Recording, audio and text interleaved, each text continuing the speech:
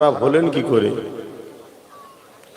তাই হয় এসে বসুন, না হয় দয়া করে আল্লাহর হস্তে ভালো ভাষাই বলছি, আমাদের মাহফিল থেকে দূরে সরে যান। কেননা যারা আল্লাহ ও রসুলের পক্ষে নয় তাদের সাথে আমি কমসে কম থাকা পছন্দ করি না। ইসলামে কখনোই সংখ্যা দেখে হয় না, সর্বসময় ঈমান দেখা হয়। আমরা যতবার বিজয় লাভ করেছি সংখ্যা তখন আমাদের কম ছিল, আর এখন সংখ্যা বেশি, আমরা পরাজিত হচ্ছি কারণ আমাদের মধ্যে গাদ্দার ঢুকেছে। তাই আপনাদেরকে ভালোভাবে আরো একবার বলবো, কেউ দাঁড়াবেন না, এসে ভেতরে বসে। আর কমিটিকে বলবো, ভেতরটা ভর্তি যখন হচ্ছে না চট বিছেবার দরকার নাই, সবকিছুর নিয়ম আছে। আসেন মহব্বত ভরা ভালোবাসায় উচ্চ আওয়াজে দরুদ পড়েন। আল্লাহুম্মা সাল্লি আলা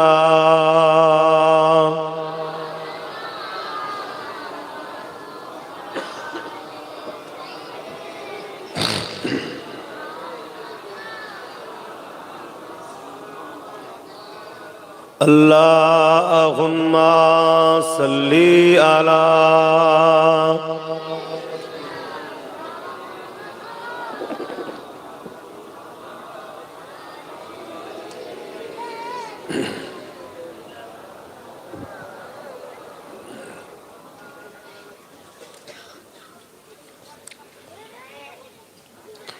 أعوذ بالله من الشيطان الرجيم।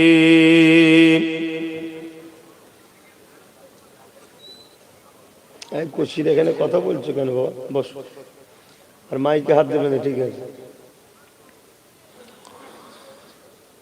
বিসমিল্লাহির রহমানির রহিম।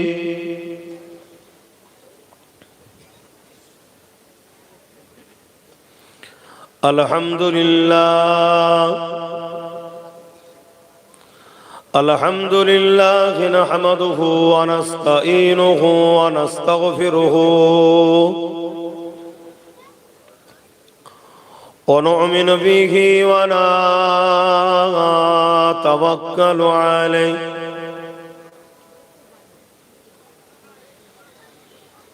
ওয়া নাউযু বিল্লাহি মিন শুরুরি আনফুসিনা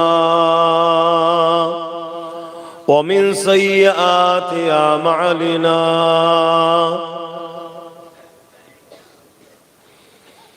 من يهدي الله فلا مضل له ومن يضلله فلا هادي له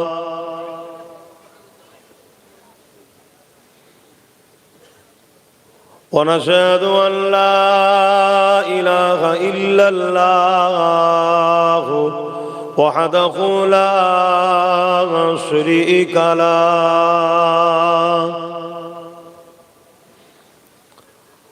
ونشهد أن سيدنا وحبيبنا ومولانا محمدا عبده ورسوله.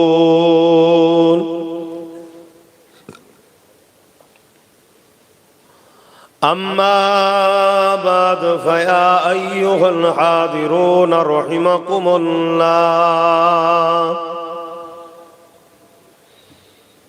قال الله تعالى في كلام المجيد والفرقان الحميد: إن الله وملائكته يصلون على النبي يا أيها الذين آمنوا صلوا عليه وسلموا تسليما اللهم صل على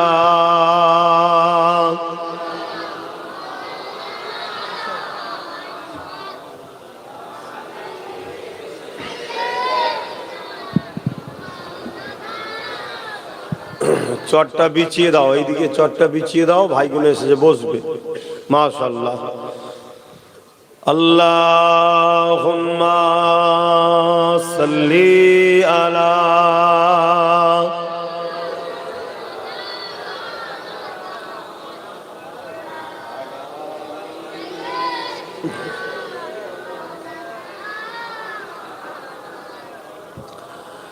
पैगंबरों का रोज़ा दिखा दे खुदाया, दरे मोदद से मिला दे खुदाया, शरबे मुहब्बत पिला दे खुदाया, पैगंबरों का रोज़ा दिखा दे खुदाया। अल्लाहुम्मा सल्ली अला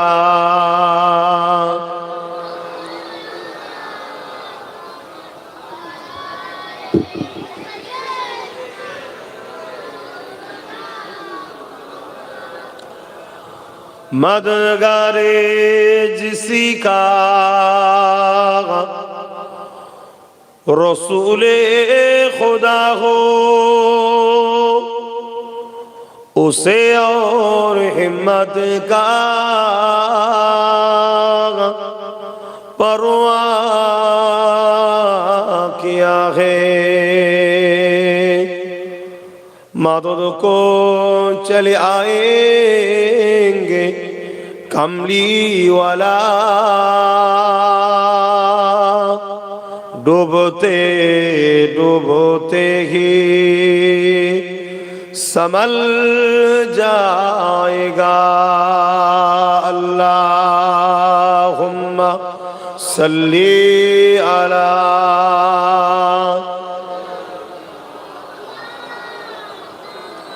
वला आले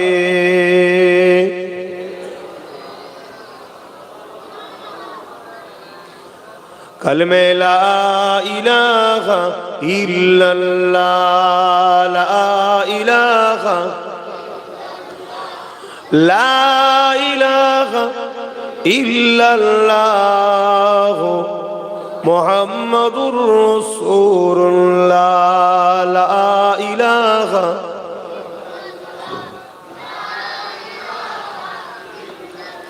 हस्बी रब्बी जल्लल्लाह माफी क़ल्बी ग़ैरुल्लाह, हस्बी रब्बी जल्लल्लाह माफी क़ल्बी ग़ैरुल्लाह, नूर मुहम्मद सल्लल्लाह हक़ ला इलाहा इल्लल्लाह, ला इलाहा ला इलाहा इल्लल्लाह, ला इलाहा इल्लल्लाह, ला इलाहा इल्लल्लाह, ला इलाहा इल्लल्लाह,